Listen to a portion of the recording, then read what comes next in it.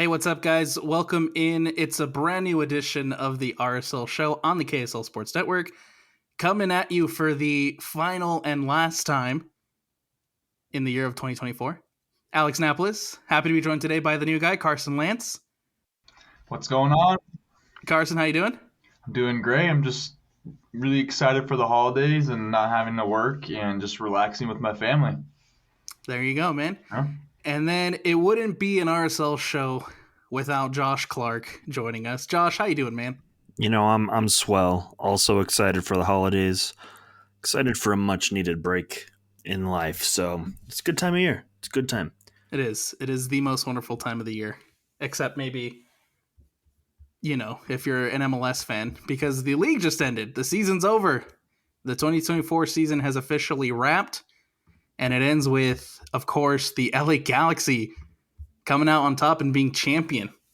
Definitely did not see that one. Yes, definitely did not see that one coming. But hey, big congratulations to our friends from News Across the Galaxy and all the Galaxy fans. Well deserved, I think. This year, the Galaxy superseded expectations and more. I mean, smart personnel changes made to that team.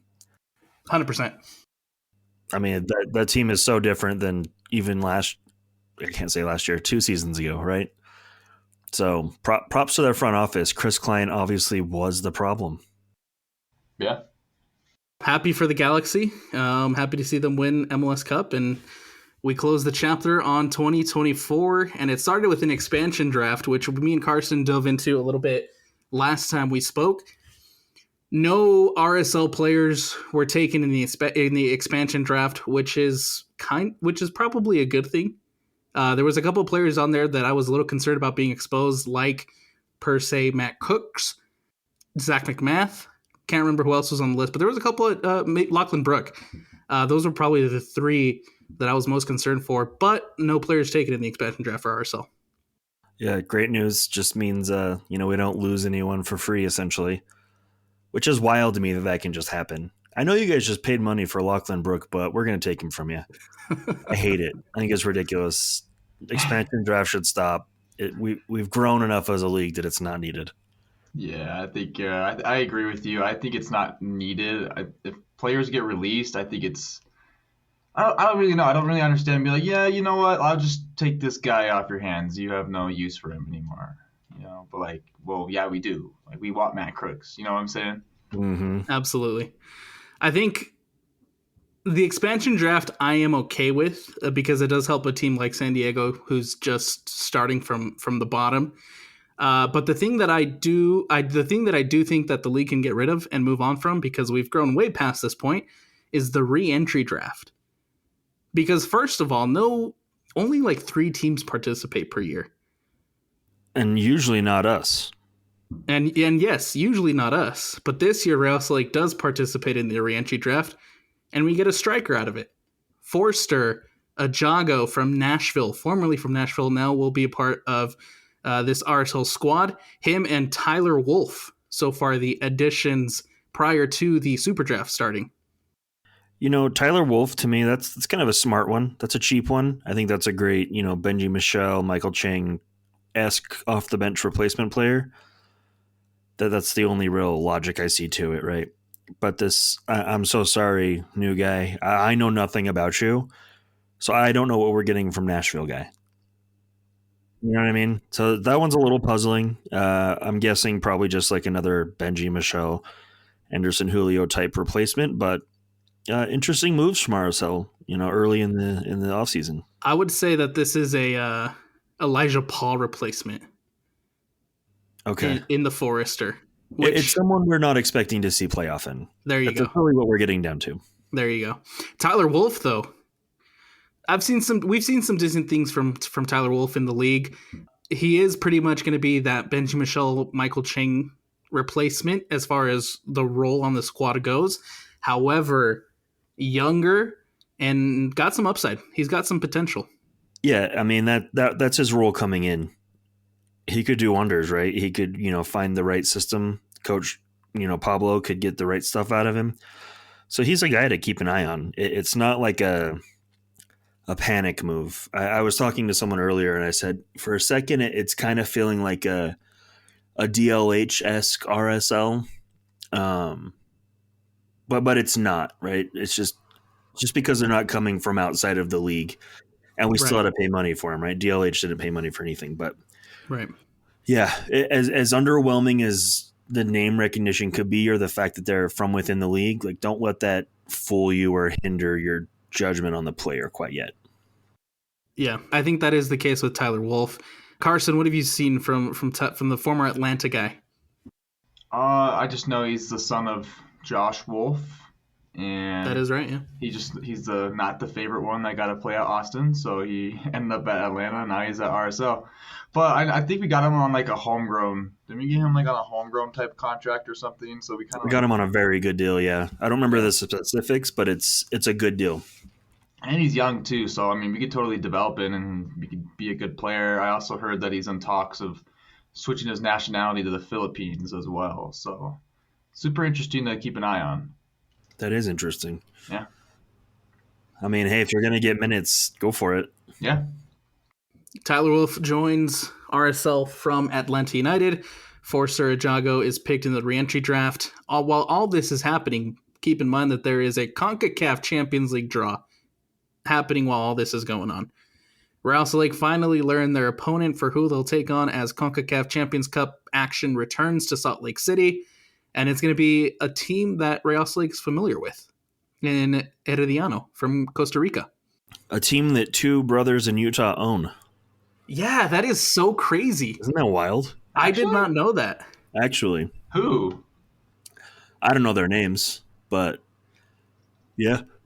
It's wild. I saw obviously Trey posting it and talking about it a little bit. Also saw that the current manager for Herediano is a former Real Salt Lake man. It's just crazy all around. There's a lot of ties. It's kind of fun, actually. It makes it a little more special. A lot of ties, and as I mentioned, it's a team that RSL fans probably recognize and probably have heard of because, again, this is a team that Real Salt Lake has already played in the Champions Cup once. This is a team that Real Salt Lake lost to in Costa Rica 1-0 and then ended up drawing here in Salt Lake City 0-0. Real Salt Lake did not make it out of the group stage in that 2012-2013 edition of the tournament, but now Real Salt Lake gets another shot at Herediano in the Champions Cup. We'll take them down this time. They made it to the Costa Rican Championship. Well, I don't care. We'll take them down this time. They made it to the Costa Rican Championship. They could be a tricky opponent, a tricky good opponent, but I do like the fact that you're going down to Costa Rica first before welcoming them back to Sandy, because I think that kind of helps you go down, especially when it's the first game of the season, right? You're going to be tired. There's an MLS game in between. You're going to be tired.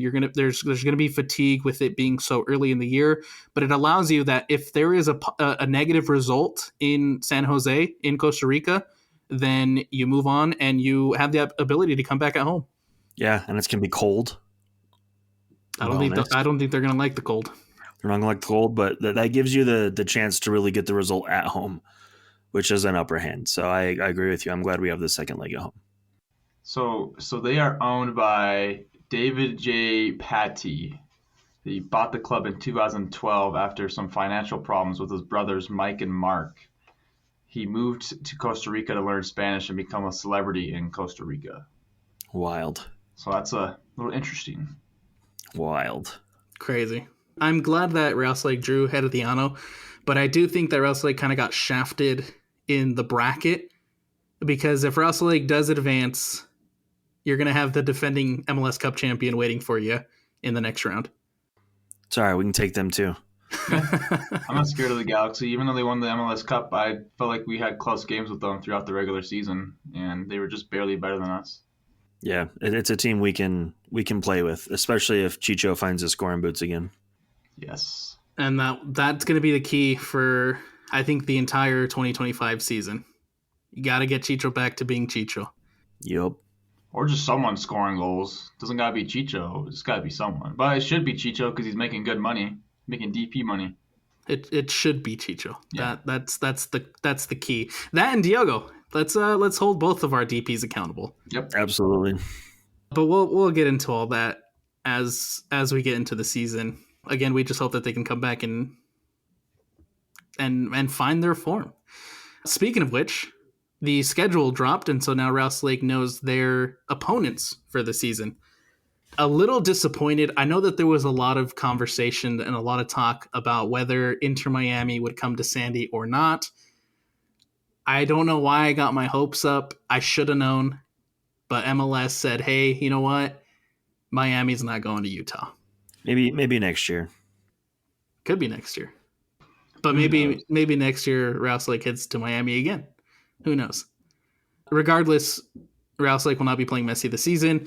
Instead, now because we have the even amount of opponents in the league, there's 15 in the East, 15 in the West.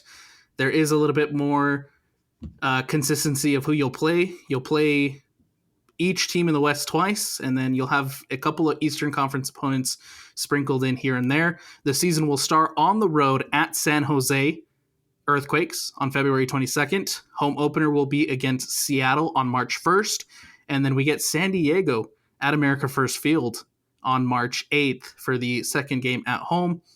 Early look at the new expansion side. That's actually quite exciting. It's going to be so nice to see a new, fresh team. I miss the days where we played, everyone in the West and then everyone in the East, right? Because you got to see different players, different clubs, different uniforms come through. I really miss those days. So having a new team kind of gives you a small dose of that.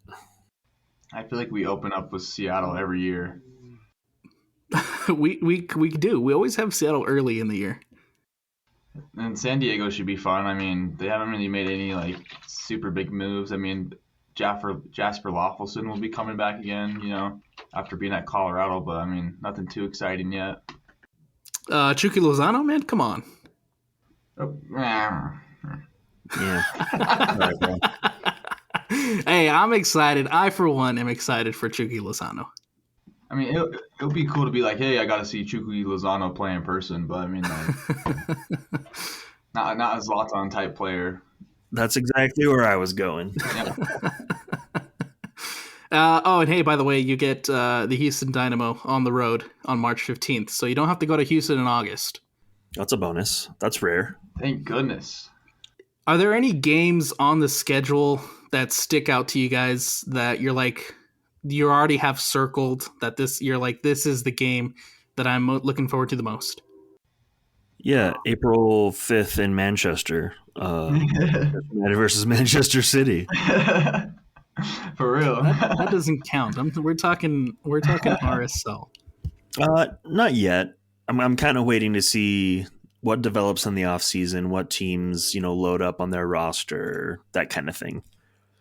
I think right now for me it's the Cincinnati game. I think that would really that might change depending on if Lucho Acosta stays there or not, because there's been talks about him. I feel like he gets talks about him moving from Cincinnati every offseason though, and he just ends up staying. So, but that's really about it. I mean, we go away to Nashville and away to Charlotte.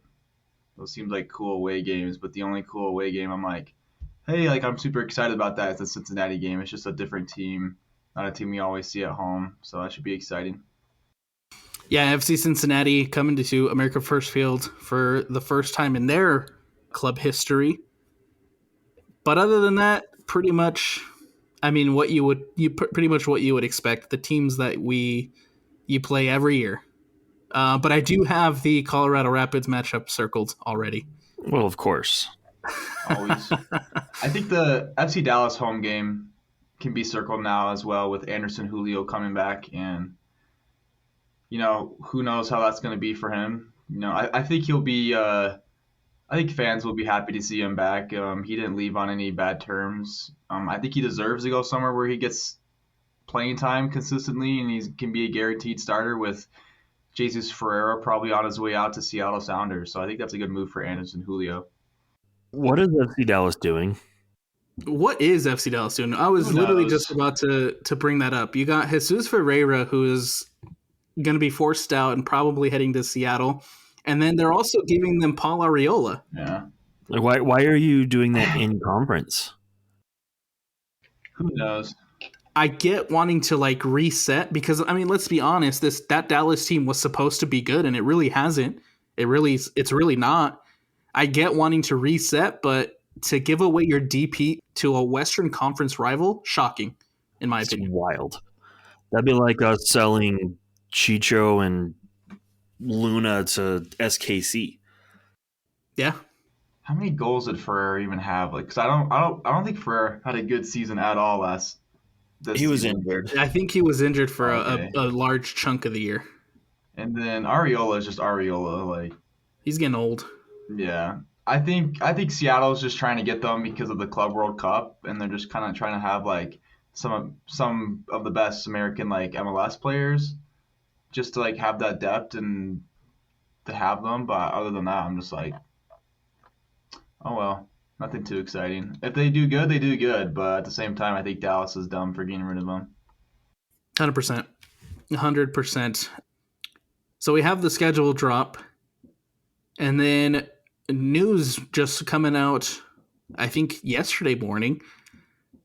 For the first time ever in league history, GAM transparency is a thing. It's something that I think fans have been asking for a very long time.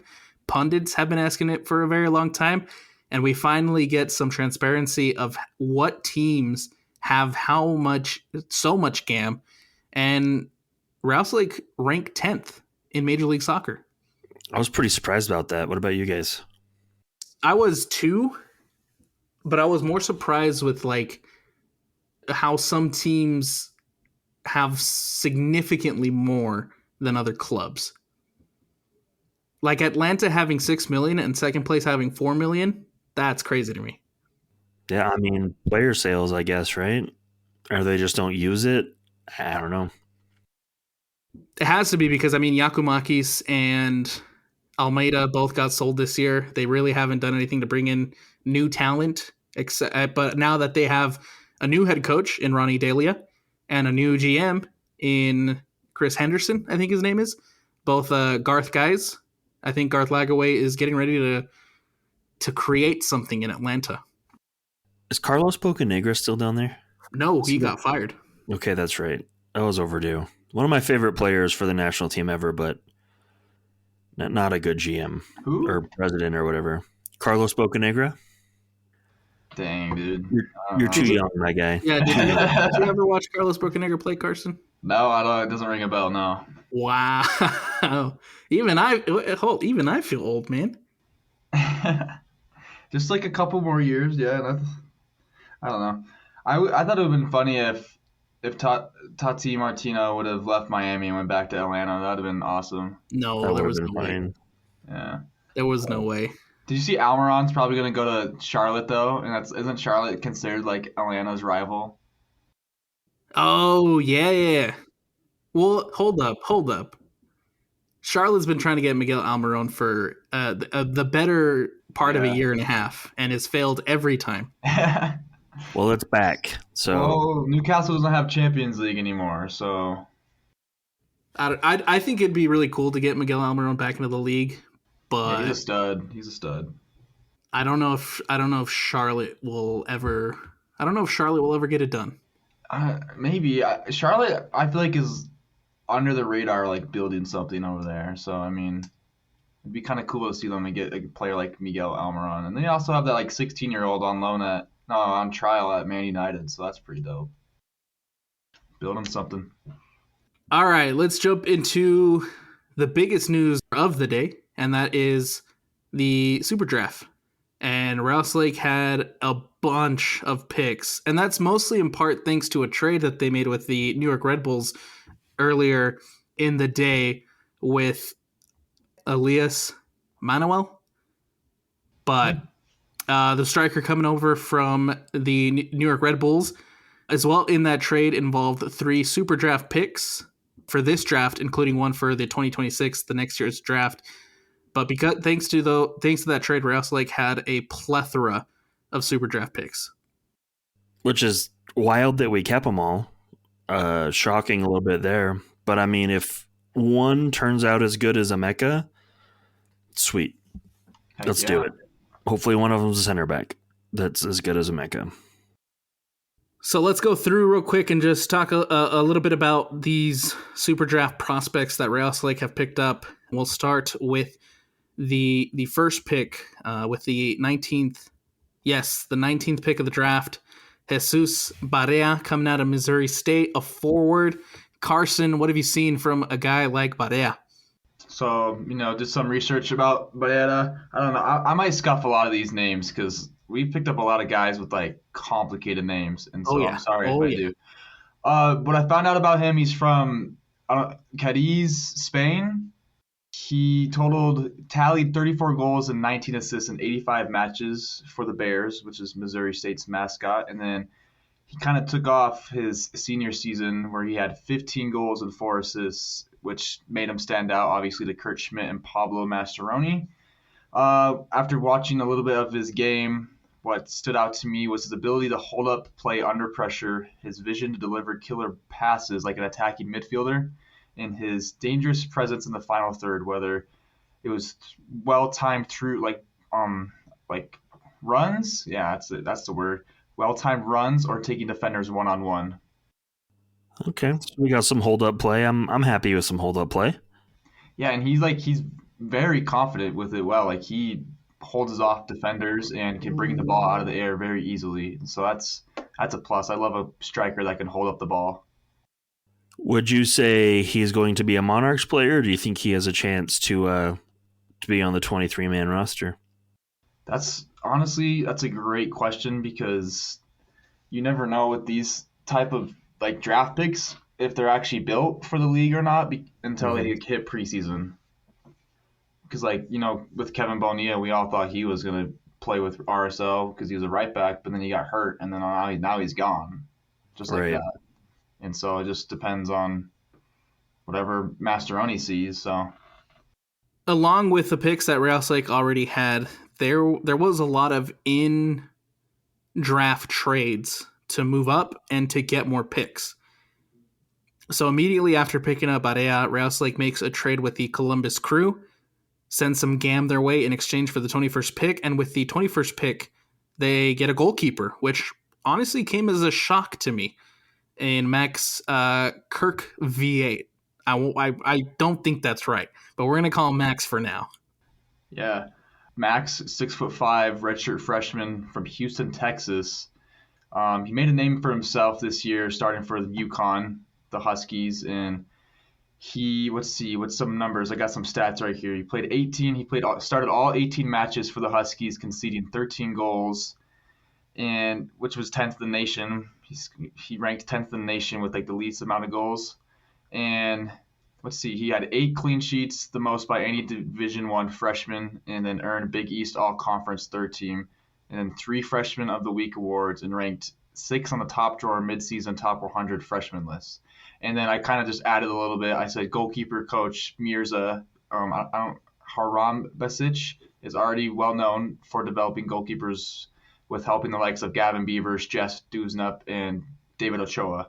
And then to add to that, I know we're kind of just going down the list. I said Arsa also selected another goalkeeper from Wake Forest University in Trace Alfin in the second round with the 29th pick. And I just kind of was like, after losing Thomas Gomez and Fernando Delgado, the RSL gets 2 new keepers to compete with Zach McMath and Gavin Beavers. So. Yes, I think goalkeeper depth is needed.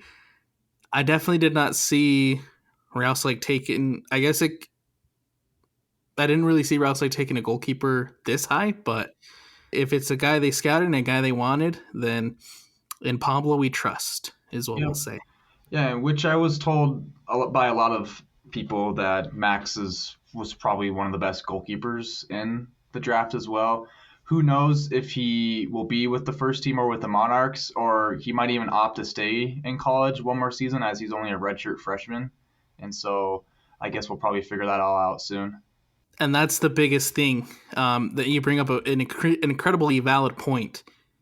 These guys don't necessarily have to come to Real Salt Lake. Yeah. They can choose to stay in college. Real Salt Lake will just, of course, retain their future MLS rights.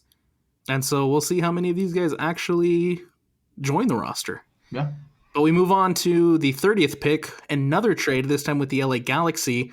$50K in GAM sent to Galaxy in exchange for the 30th pick. And with the 30th pick, they get Sergi Solanis. Yeah. Another forward. Redshirt freshman. This time he's from Spain. Basically, what I read about him, he made an immediate impact at Oregon State, adding 12 goals and 2 assists in just 10 matches. Wow. So kind of just spark onto the scene. And then before he joined Oregon State, he played for CF Peralada and trained with La Liga club Girona. And so it seems like he has a little experience already in kind of the first team pro scene. And so I think that honestly is a interesting pickup, and I hope he works out. Girona, the team now affiliated with the Manchester United ownership and part of that network. So interesting to see that he's involved with that. You mean Manchester City? Yeah, that's what I meant. Yeah. Manchester City, not United. How you gonna scup that, bro? You know what? You guys can't see, but it's the red flag behind Carson that threw me off. There's a giant flag right behind him. Yeah, whatever. It threw me off. But that's what I meant. Man City, New York City FC, same ownership. 49th overall pick, second round, 19th pick, the first defender for Real Salt Lake off the board, and probably my favorite, in Nick Dang. He was projected to go top 10. Yeah. Really? Yeah. Yeah. And he fell down to 19 in the second round. Yeah. Interesting. I wonder what's going on with that, but 6'2" center back from the University of Virginia, known for his composure on the ball and aerial dominance. Dang started all 18 games in his senior season, anchoring a back line that recorded 9 clean sheets. I'm down for a center back. Let's go. Yeah. Hopefully one of these guys is so good. Anytime that he gets the ball, I'm just going to be like, dang, look at that touch. Dang. Oh my. Just like, wow, did you see that? Did you see some of the backs?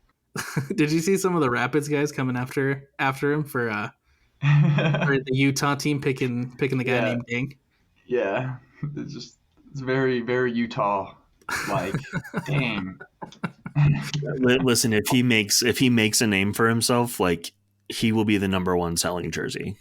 Oh, absolutely. In Utah. Absolutely. With the 59 overall pick, second round 29, they get another goalkeeper in Trace Alfin. Carson, you talked about it a bit already. But again, 2 goalkeepers taken for Real Salt Lake. Makes you wonder what's happening, huh? Yeah. Well, there are spots to be filled at the moment with Gomez and Delgado gone. And potentially, I still would not be shocked if Beavers goes on loan somewhere. Yeah. Yeah. Hopefully it's somewhere good and not another American team. So with the 79th pick, Real Salt Lake picks Liam O'Gara, a midfielder. With the 89th pick, Real Salt Lake picks Alexander Vukovic, another defender. What a name, too. That's a center back name. Serbian center back. Yeah, let's go. that is 100%. 6'4". Let's go. Yeah. Let's go. From Marshall. Yeah, another Marshall guy. That's I think we got 3 Marshall guys at RSL now. Marshall, who just lost in the Men's College Cup Championship, by the way.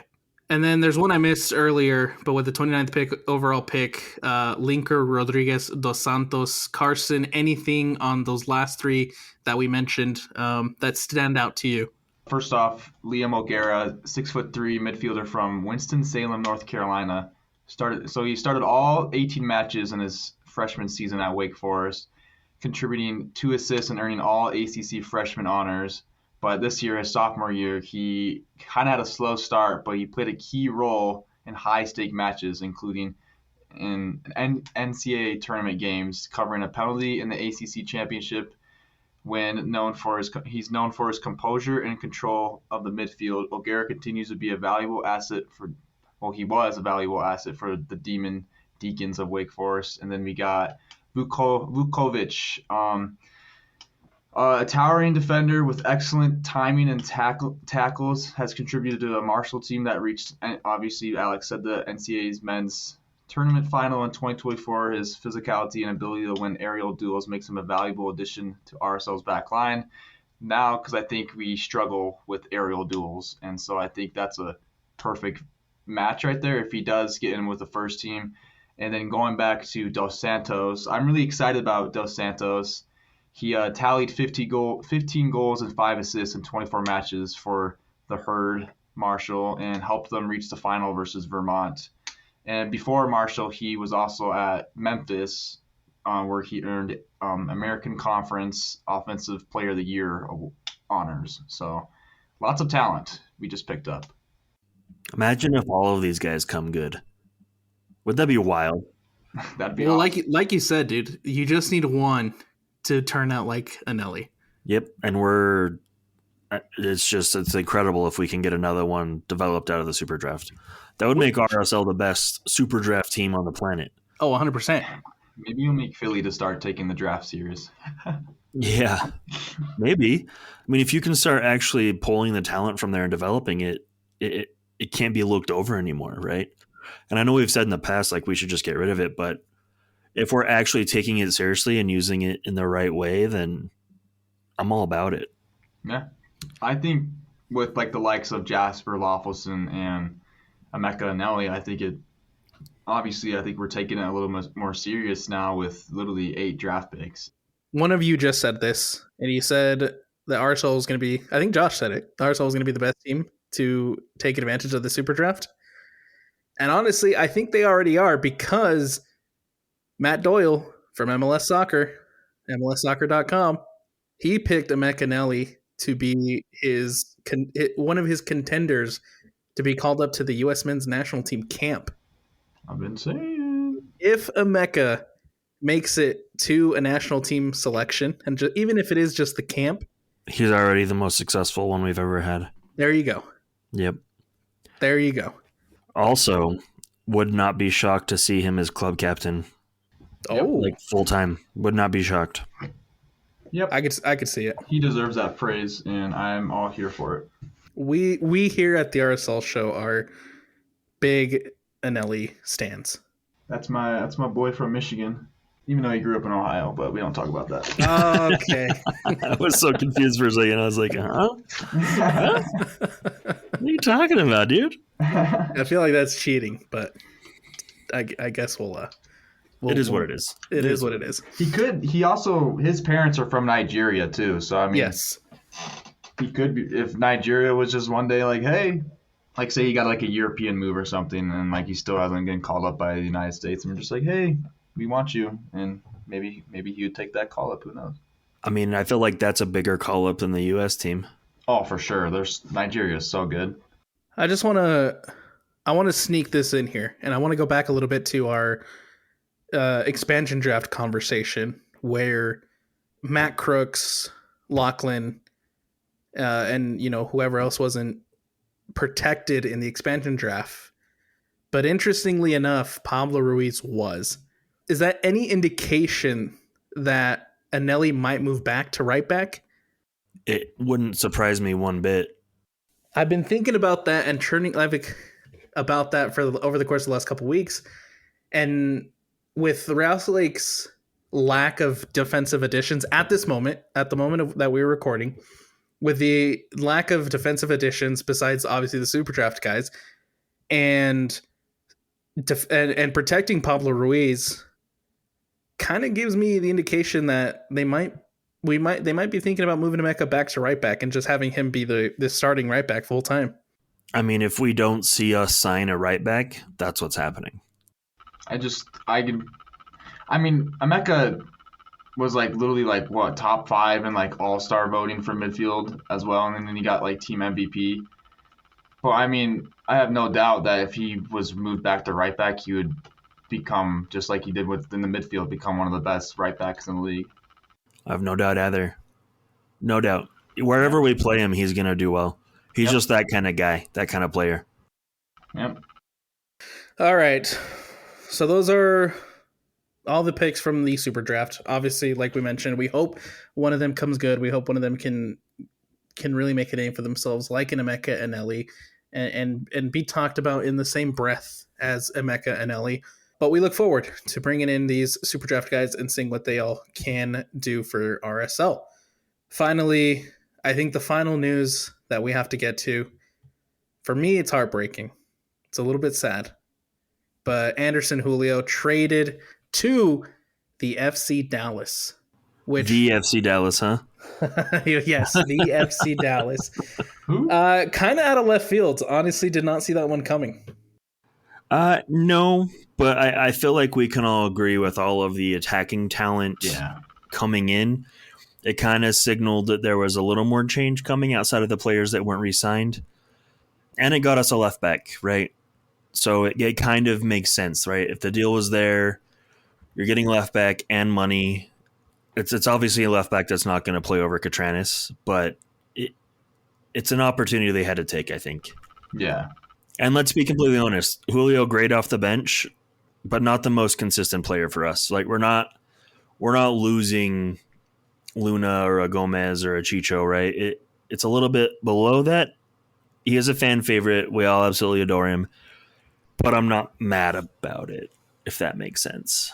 I think this move definitely takes a little bit off of Chicho Arango's shoulders, Obviously, Anderson Julio was right behind Chicho all season, and when Chicho was out and not scoring, Julio was scoring.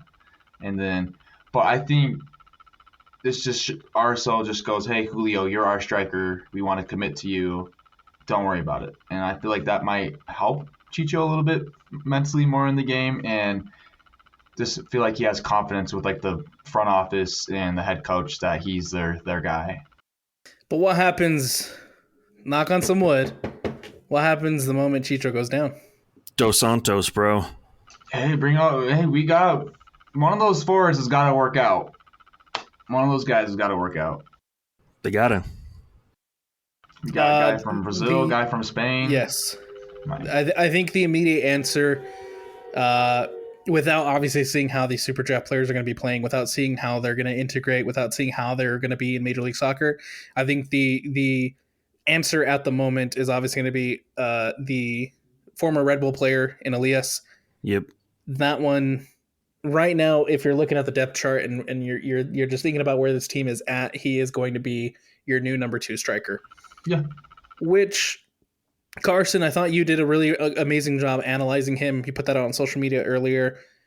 What have you seen from this Elias guy, and what can he bring to Real Salt Lake?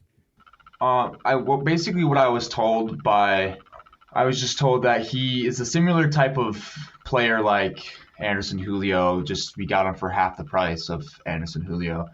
But from basically what I put up on Twitter, now X, I just said potential is there, but his touch is lacking, dribbling is okay, but hold-up play is inconsistent. He can score a golazo, as Alex likes to say, but struggles with 1v1s versus keepers, frustrating for defenders to cover, but always confident, has quick speed and strength.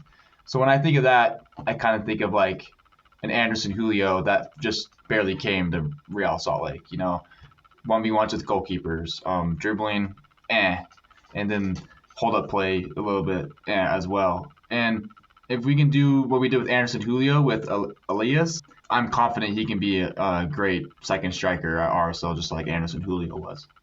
Josh, how do you feel about this move? I mean, he scored a hat trick in the playoffs. Big game player. Yeah. That's what we needed versus Minnesota. Well, we're going to hold our judgments until we see him play. But, it's not the worst move we could have made. Yeah. I did love seeing the reaction from Red Bull fans after the trade was made, calling him Sky, because he had the tendency of skying opportunities. Oh, great. That's usually not a good indicator when the fans are happy someone's leaving. Yeah, no. So like you said, though, I mean, hey, we've still yet to see him play for Real Salt Lake. Yeah, reserving all judgment until preseason. As Macklemore once said, another man's trash is another man's come up. So, I mean, look at Kyle Beckerman. That's a phenomenal example. So, anything could happen, man. Some players just need the right situation, the right coach, the right system. You really just never know.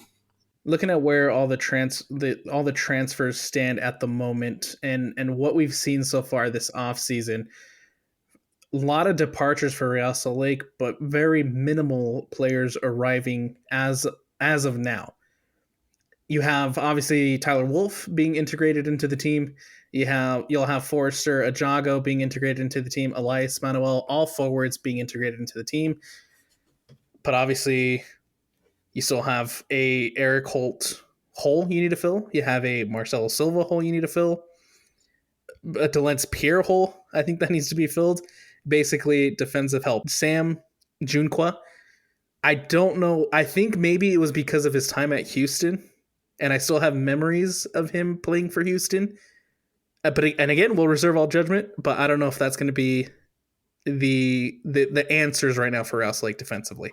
Well, and there's that, and who knows which of these players actually end up sticking around. Yeah. You know what I mean? Or what other players on the roster are still to move, right? It's still so early in the preseason, but also so late. Not preseason, off season, but so close to preseason. So it's kind of I'm really hoping after the new year we get kind of a clearer picture of what this squad's going to look like. As things stand right now, there's a little concern on my part. I don't know. Same. I don't know if you guys feel the same, but there is a little bit of concern. Don't get me wrong. I think building from the SuperDraft it can be a really good resource. We've seen it with Emeka and Nelly, but I don't know if just relying on the SuperDraft is the best way to build in this era of Major League Soccer. No, I think for me to feel a little more comfortable, a higher spend type player coming in would make me feel a little better, especially one of those key positions like center back or right back or wherever, really. An entire offseason of just SuperDraft and interleague trade would be concerning, but we also did see RSL kind of retool, summer last year. So this could just be more of the supplemental pieces coming in. So we'll just have to see. We really will. Again, reserving judgment. I do actually trust Kurt Schmidt in this front office and Jason Kreis. So I think they're up to something. So I'm curious to see what turns out. Yeah, they haven't given us a reason not to trust them just yet. And I think it's such a still Kurt Schmidt was going to his second season now. Yes, this is his second full season. And so I still think there's we got a couple more years until we're like, you're not making the wrong moves. But right now I'm like, hey, go and do your thing, and every move you make, I'll trust as long as they work out. So yeah, and so far so good. Honestly, it's been pretty good compared to what we're used to. So I'm excited to see what comes of it. Before we wrap this one up, New Year's resolutions. What is your Real Salt Lake New Year's resolution for both of you? Just be way better defensively. And that's a good one. I'm going to be honest. I think I don't want to see Luna gone, but I would like to see him get his dream Europe move. And so that's your resolution? Yeah, I really like Luna. To make us worse, Carson? No, just from a perspective of, hey, I want him to be in the national team, and I want him to get more recognition. I just don't think he's going to get that. If he still gets recognition at RSL, I just don't think he won't get taken serious until he gets the move out of the MLS. And so I think I would love to see him get his move somewhere in Europe, and that's all I can really think about right now. But I think maybe getting a new right back would be awesome as well. And also think of how good that would make RSL look if they can take a USL guy, right? So, and we'd get good money as well. So it's not like we're just losing them for nothing. So exactly. My Real Salt Lake New Year's resolution: Western Conference Final, baby. Let's do it. Let's go. Not even MLS Cup final. Let's just get to that top. Let's just get to that mountain. Yeah. Okay. I think I'd be happy. The trophy would be fun because we're going to be in a lot of competitions next year, and I think to at least come away with one should be the goal. Yeah, no, I think that's perfectly valid. With how many cups they are going to be in and competitions they're going to be in this season, you gotta come out with at least one. I think obviously Open Cup is still in the mix. I don't know 100% yet what that will look like or what that's going to be. But I think Rouse Lake finished high enough, or actually, no, maybe not. I don't think Open Cup is going to be an option this year because last year the CONCACAF teams didn't make Open Cup. That's okay. It's okay. But rumor has it that Leagues Cup will change. So who knows what all that holds. We still have no idea what's going to happen with Open Cup.